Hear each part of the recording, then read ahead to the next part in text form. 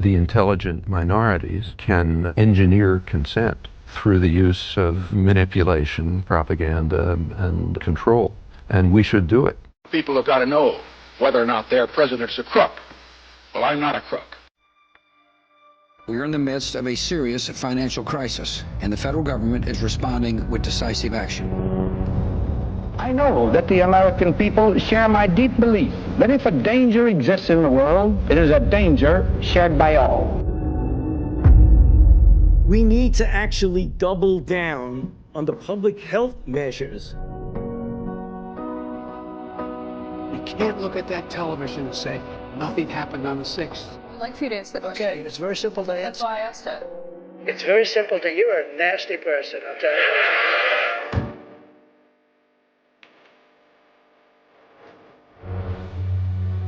Most people have no awareness of how easily our behavior and even our identity can be completely taken over.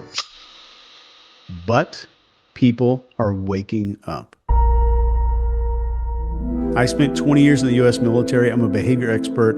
I've trained PsyOps. I'm the best-selling author in behavioral psychology. I want to show you exactly how to identify what we call engineered reality, or what some people call PsyOps.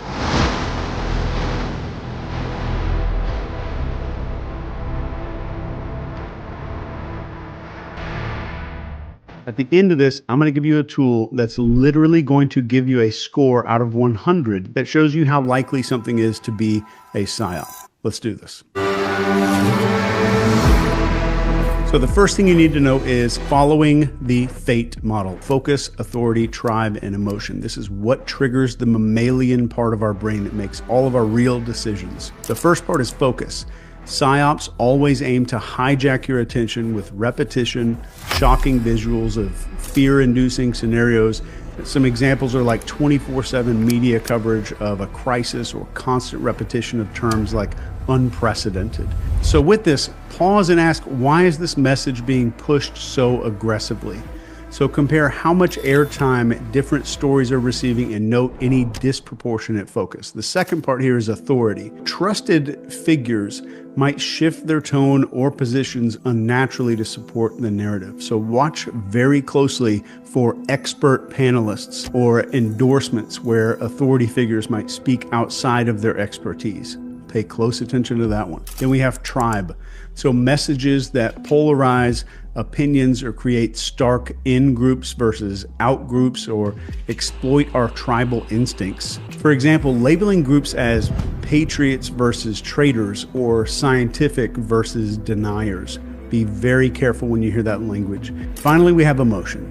So be wary of any communication that triggers strong emotions like fear, hope, or outrage without any clear, verifiable evidence. So emotional responses suppress critical thinking. Emotional responses suppress critical thinking. So as a tip here, analyze the evidence that's presented to you. If facts are replaced by appeals to emotion, you need to be very cautious. As an example of this, think about like a news channel repeatedly showing images of empty grocery shelves and panicked shoppers during a food supply scare. It dominates every broadcast and it pushes people into fear-driven behavior. Next, question novelty. Our brains are wired to focus on sudden or unusual changes because they signal potential threats or opportunities. And this is an evolutionary survival mechanism. PsyOps exploit this by creating events that break normal expectations, like unexpected crises or dramatic revelations. So ask yourself, why is this new? So consider if the event or somebody's message has been artificially manufactured or timed. Look for patterns like sudden shifts in public opinion, trending hashtags that are unusual, or viral videos that seem very coincidental. So for this one, just picture a new viral video just claims to expose a government cover-up, but it conveniently comes out the exact same day that there's some damaging evidence against some high-ranking official. The timing shifts public focus. All of this is part of the NCI system I developed for teaching tradecraft and extreme psychological operations. And there's even a gigantic textbook for all of this stuff in the description. definitely not for everybody, but it's definitely the most comprehensive guide in the world on this stuff. So next item, look for multiple sources. Centralized narratives create an echo chamber, and they silence dissent and they narrow perspectives. For example, if all media outlets present identical talking points, it is a humongous red flag. So actively seek out contrarian or independent voices, even if they challenge something that's already in your head. But independent researchers revealed the study was funded by a company selling the solution. So watch for that group speak. Next is identify cognitive dissonance weapons. Let's talk about how this works. So cognitive dissonance comes up when new information clashes with our identity or our beliefs. So PsyOps exploit the hell out of this by including micro agreements. Micro agreements are little, small, seemingly harmless concessions to shape your identity. And over time, you're going to unconsciously align your behavior to reduce that internal conflict. And as a weaponization example of this, a PsyOp might present you as a part of moral or intelligent enlightenment, like only good citizens do XYZ. If you disagree with that, you risk some identity conflict there. So reflect on your identity and ask, am I being nudged to identify with some other group? So be very careful of any campaigns that are asking for seemingly minor commitments there, like signing petitions, changing your profile picture that evolves into some bigger compliance or demand later. As an example of this, let's say a company launches an ad campaign and they claim real patriots buy local. If you disagree with their product, it feels like rejecting your identity as a patriot. So this pushes you to conform. Be very, very skeptical about those identity statements. Next is looking for those emotional scripts. And what I mean by this is the scripts that were written in our brains by our ancestors. So manipulated narratives trigger instincts like the fear of loss or scarcity, social rejection, or danger. For example, a media story about food shortages might activate survival scripts that cause panic buying and stuff like that. And we have scarcity fear. This is sudden warnings about limited resources like water or medicine. Also sparks that kind of behavior. And then we have tribal rejection.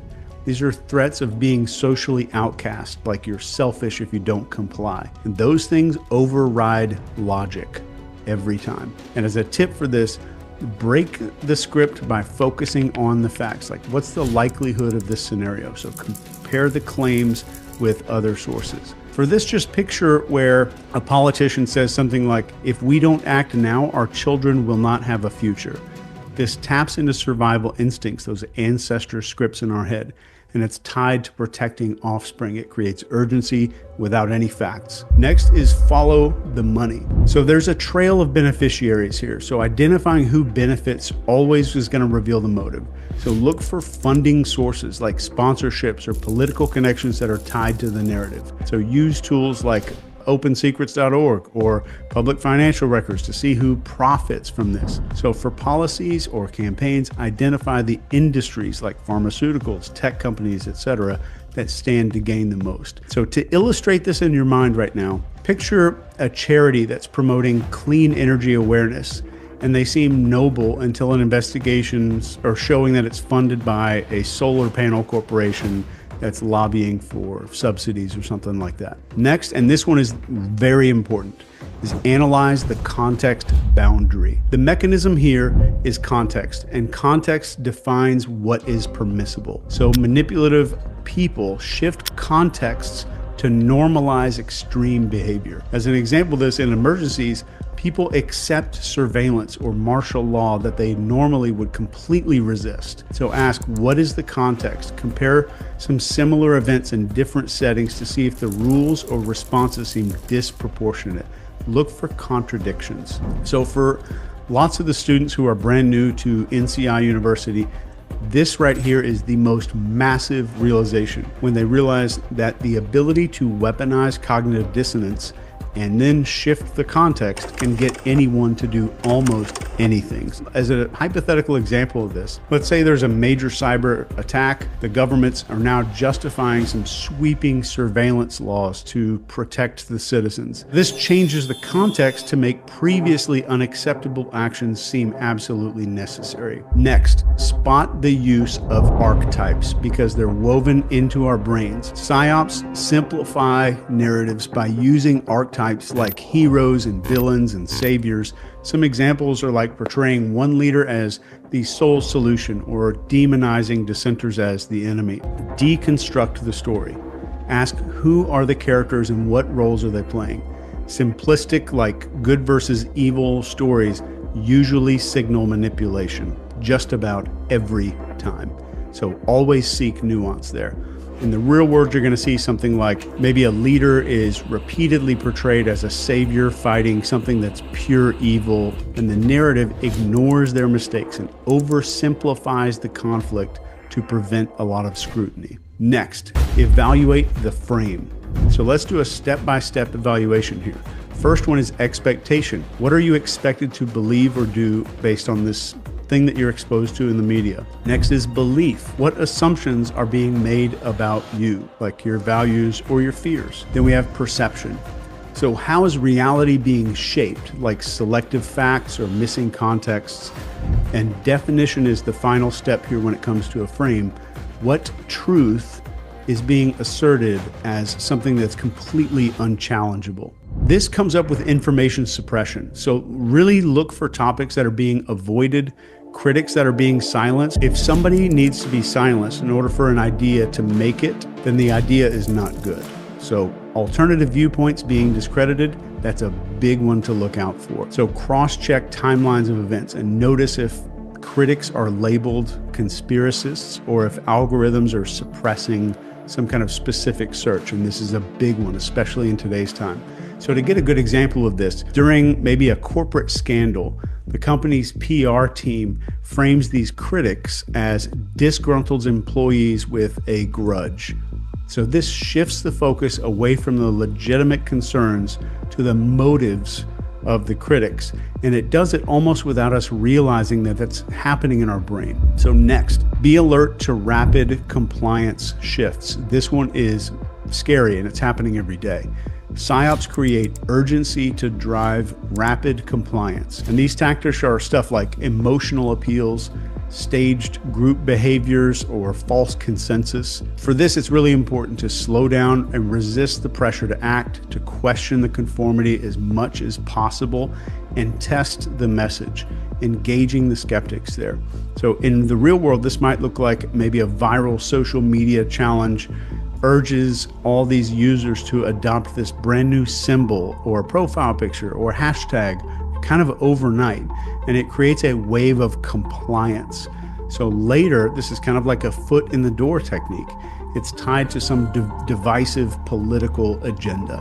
Next, study the timing of the events, and this one's huge, especially right now. Timing is everything. Ask yourself, why is this happening now? So what other events or scandals might this thing be distracting everybody from? So look for very coincidental timing with unrelated major news stories or political movements.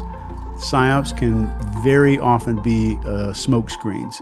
And in real life, you might see stuff like a huge celebrity breakup floods all of the headlines exactly as some major investigative report about government corruption is about to be released. Coincidence? Probably not. The next thing I want you to do is to sharpen your brain to start hearing and understanding these manipulation tactics. And one of the biggest things that you can do, the most effective way that I could train you right now, just you and me, is to teach your brain to recognize logical fallacies. So let's go through these, because PsyOps very often use these flawed arguments to convince people. And if you know how to spot them, it makes you a lot harder to manipulate. Let me give you 10 of these so that your brain gets hardwired to start seeing everything a whole lot differently. So the first one that you're going to see all the time, appeal to emotion. So this uses fear and anger and hope to bypass logic. So like, if you don't support this, children are going to suffer. Next is the straw man argument. This misrepresents somebody's argument so they can attack it better. So somebody might say they oppose the lockdowns because they don't care about lives. Think about that one. Number 3 is the bandwagon fallacy. So this claims that something is true because everyone supports it. And this is, you hear this all the time. Millions of people agree with X, Y, and Z. You should agree with it too. Number 4 is the false dilemma. This presents only 2 extreme options and it ignores alternatives. So it's the either you're with us or you're against us fallacy there. Number 5 is the ad hominem attacks. This is the attack of the person and not the argument. Be very observant for this. So this is when you hear you can't trust her. She's not a scientist. You can't do X because they're not qualified based on X. Ad hominem is very common and I want your brain to be able to spot it.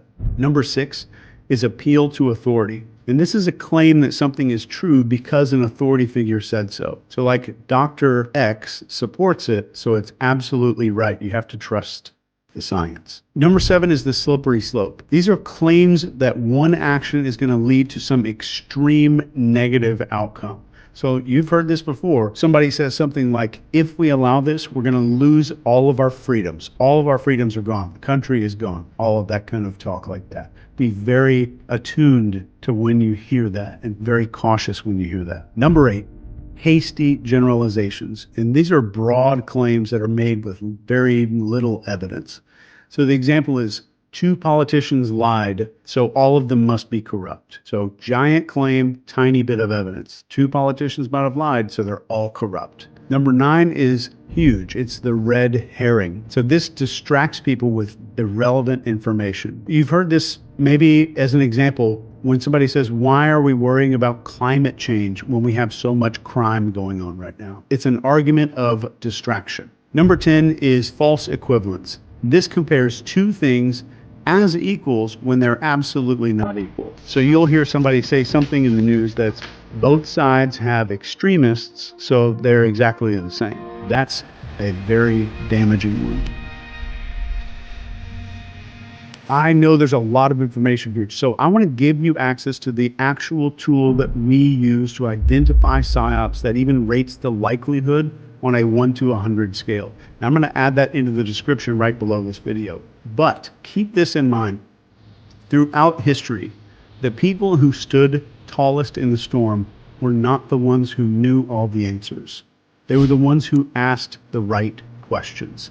They weren't the loudest voices. They were the calmest. They were the people that had composure. Thanks for spending some time with me. One love.